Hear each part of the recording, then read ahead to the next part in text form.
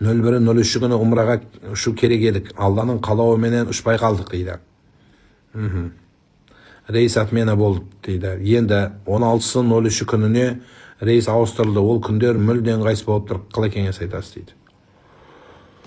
Оның ішінде дәш қабылдай ма, қабылдамай ма, Құдай біледі әлі. Әлі мына соғыстың бас аяғы көрінбей жатыр. Сондықтан умра қажылықтың жалпы негізгі шарттарының біреу жол амандығы болу керек. Өміріңізге қауіп төнбеу керек. Сен барып Меккеге өліп қалғаннан пайда жоқ бізге. Өмір сүргенің керек бізге. Сондықтан қазір қауіпті болғанда шошаңдамай, дала боран болған кезде құтырмай үйде тыныш отыр дегендей тыныш отырасыздар. Таң намазының уақыты кірді, ауыз бекітетін Астана бойынша. Айтайын деген негізгі мәселе бүгін осыны қорытындылап берсем беріп едім. Мына әйел еркектердің мәселесі. Құрметті қарындастар, кеше әйелдердің құрметі, әйелдерді сыйлау, енді бүгін кішкене тепе-теңдікті ұстап, ер азаматтар да романтик болып, әйелдерін пайғамбарымыз Мұхаммад саллаллаху алейхи вассалам 53 жасында келгенде Айшана менен әйелімен жүгіріп ойнап, жасы кіші болғаннан кейін сол дәрежеде романтик болған. Сыйлықты дұрыс берген. Сол сияқты дініміз де сіздерге ана бірақ өтірік нәрсе, 9 жаста қызға үйленіп алды деген өтірік. Ондай арандату сөздеріне сенбеңіздер, өтірік сөз. Әйтеуір не керек, пайғамбарымыз Мұхаммад саллаллаху алейхи вассаламның сүннеті бойынша да, өміріміз бойынша да әйелге құрмет, әйелдер ер адамына іззет жасап, бір-бірімен бақытты өмір сүру, балаларының бақытты болып, қоғамда өмір сүруіне бірден бір себеп сіздерден болады. Сондықтан үйдегі кейде болады, әйел тыңдамайтын болады, қырсық болады, еркек ашулы болады, еркектің нерві болады, табиғаты болады. Енді соның бәрін түзететін бір күнде түзеліп кетпейді, көш жүре келе түзеледі. Сондықтан да ер азаматтарға да ұрысып айтамыз, әйелдерге дұрыс қараңыздар. Пайғамбарымыз Мұхаммад саллаллаху алейхи вассалам садақалардың ең үлкені әйел отбасының аузына салған тамағы дейді. Сондықтан бұл коррупция қылып елді тонап, содан кейін барып қатының аузына, тоқалдың аузына сал деген сөз емес. Бұл жердегі әңгіме адал тамақ сал. Сахабалардың әйелдері айтар екен, біз аштыққа шыдаймыз, бірақ сен біздің аузымыз қызға салған тамағың арам болып, тозаққа шыдамаймыз. Сондықтан біздің аузымызға адал тамақ сал дейді екен. Сондықтан да әйел адам үйде ерінің тілеуқоры болып, тілеушісі болып, ер адам ар-риджалу қауамун ала-ниса, еркек адам әйелді басқарады. Басқарады деген сөз ұрып соғып текпілеп, оны аузына ақ ит кіріп көк ит шығып та басқарамайсың. Оны қадірлеп, жақсы сөз сөйлеп, кейбір сөзді өткізіп, кейбір сөзді елемей, сөйтіп өмір сүру міндетіңіз болып табылады. Ал енді үйленіп қойғаннан кейін біреудің әйеліне, біреудің қатынына қызғану харам болып табылады. Әйел еркекке сол ер адам құдайын тауып, сол құдайда бекемделіп, иманы қуатты болып, Аллаға жақын болуда жәрдемші болады. Немесе құдайын білген, құдайын ұмыттыруға сол жолда машақат, проблема болады. Қайталаймын. Әйел адам еркекке құдайын тануда, құдайына иманын күшейтуде, ғибадат қылуында, Алланы тануында жәрдемші бола алады. Немесе тұр, намаз оқы, немесе Аллаға неге оқымадың деп бір-біріне жәрдемші бола алады. Және сол құдайға сеніп жүрген еркекті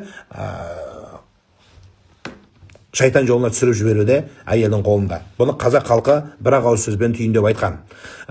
Есіктегі басын төрге сүйрейді, төрдегі басын көрге сүйрейді деп бір-ақ сөзбен айтқан. Енді көр деген ана қабірдің көрі емес, жерде айтылған сөз. Сонымен бірге өмірде Аллаңды ұмытсаң, сенің себебіңмен өмірдегі мәнін жоғалтса, мейлі еркек мейлі әйел болсын, көрге кірмегенде не нәрсе тірідей. Сондықтан Мәшһүр Жүсіп бабамыздың өзі қыз балаға, яғни болашақ өміріне 5 нәрсе, 5 ғылым, 5 тәрбиелі нәрсе маңызды деп айтады. Біріншісі иманын сақтау керек, Алланы тану керек. Екіншісі жынды қылмай, ұрып соқпай, ақылын таныту керек, ақылын ұстау керек. Одан кейін оның өміріне қауіп төнгізбей, жанын сақтау керек. Одан кейін мал сақтау керек. Осы нәрселерді айтуды бұйырған.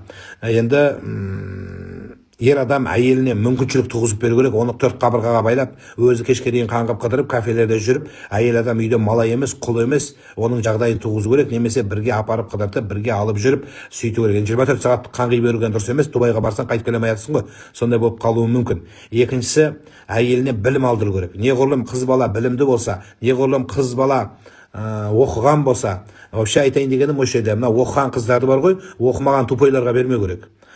Өйткені ол білімнің қадірін білмейді.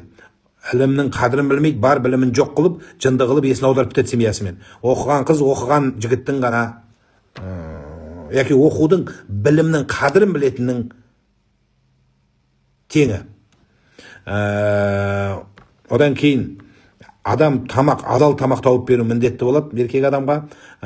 Әйеліне зұлымдық етпеу керек болады. Одан кейін қатесін түзеткен кезде бір қателігі болады, адам бәрі қателеседі. Сол қателігін түзеткенде прикол ұстамай, мазақтамай, жынына тимей, ар намысын жерге төкпей, қадірлемей, жаңа қадірін түсірмей, әке шешесіне тіл тигізбей, сенің жаңа тұқымың деп, жеті атасы өліп қалған жатыр патырнан айтып келетін жындылар бар. Бұл арсыздық болады.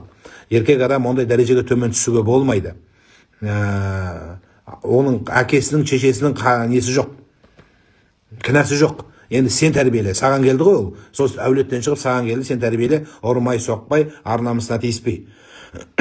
Содан кейін асырағаны міндет қылмау, баққаны міндет қылмау, сөзді таңдап сөйлеу, байқап сөйлеу, ауыз ашқан осы екен деп, жаңағы арына, намысына тигізбеу керек.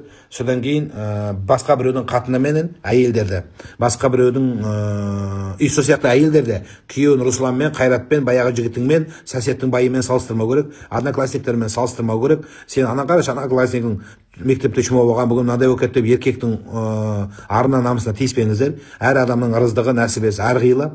Сондықтан осындай дүние бар. Осы жағдайлар ұстау керек. Тура сол сияқты әйел кісілерде еркектің мойнын асылып мезі қылмау керек, ар намысына тиіспеу керек.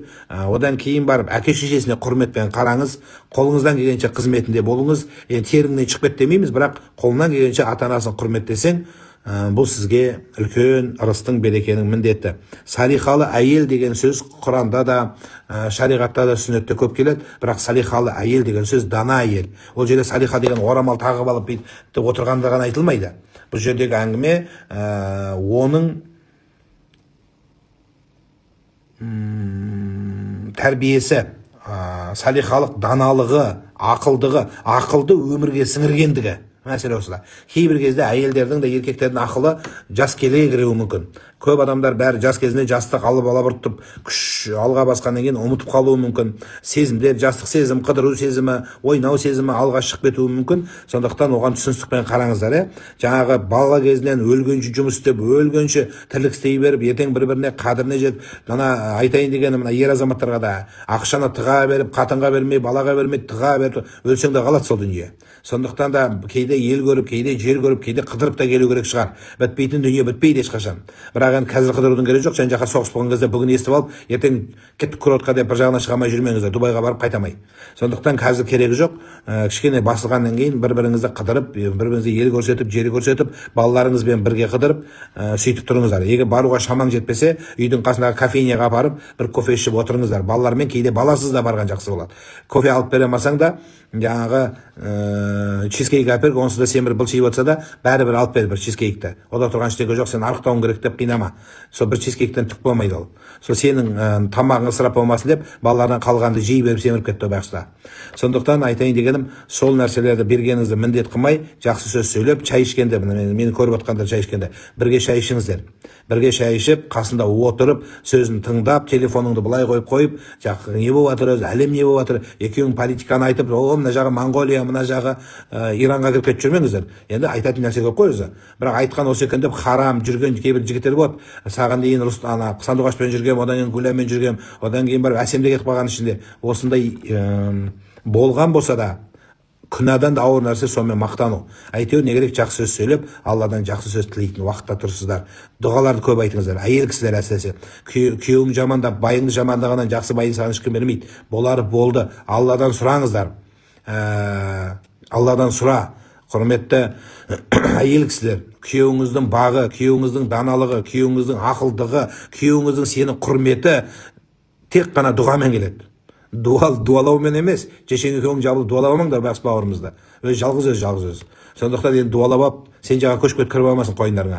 Бірақ мейлі енді қалай болғанда да, әйтеуір ақша сұрамай өз басын өз сүйреп, ары қарай бауырына бақытты болса бізге керегі сол.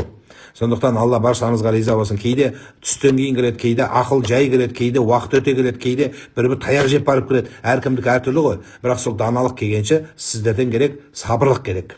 Сол сабырлық берсін, жаңағы асыққан жаңағы әйел адам 4 макароны міндет қылмай, еркек адам алып келген ақшасын міндет қылмай, екеуі бір-біріне права. Не үшін бізде ұрыс көп болып жатыр? Өйткені құқық жаттап алғанбыз. Еркектер мен міндеттімін ба? Әйелдер шығады, мен міндеттімін ба тамақ істеуге? Естіп алған әйел болмайды деп. Баяғыда бір әйел айтатын көрді, мен оказывается міндетті емес екенмін сені бағуға, мен оказывается тамағын істеуге міндетті емес екенмін деп, жаңағы әйел адам сен шешеңді қарауға міндетті емес екенмін депті, балаңды емізуге де міндетті емес екенмін, оказывается ана молда айтыпты депті.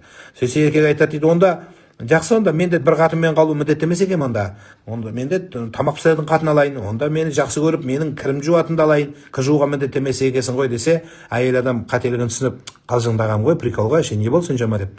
Сол сияқты приколдар болып қояды сондай жаңа санамай, міндет қылмай, праваларыңызды кашеттей бермей колонкасын, кішкене кейбір нәрсені үндемей ақ қоя салу керек. Сөз қылмай ақ сен бүйткенде сөйткенсің деп өйтудің қажеті жоқ.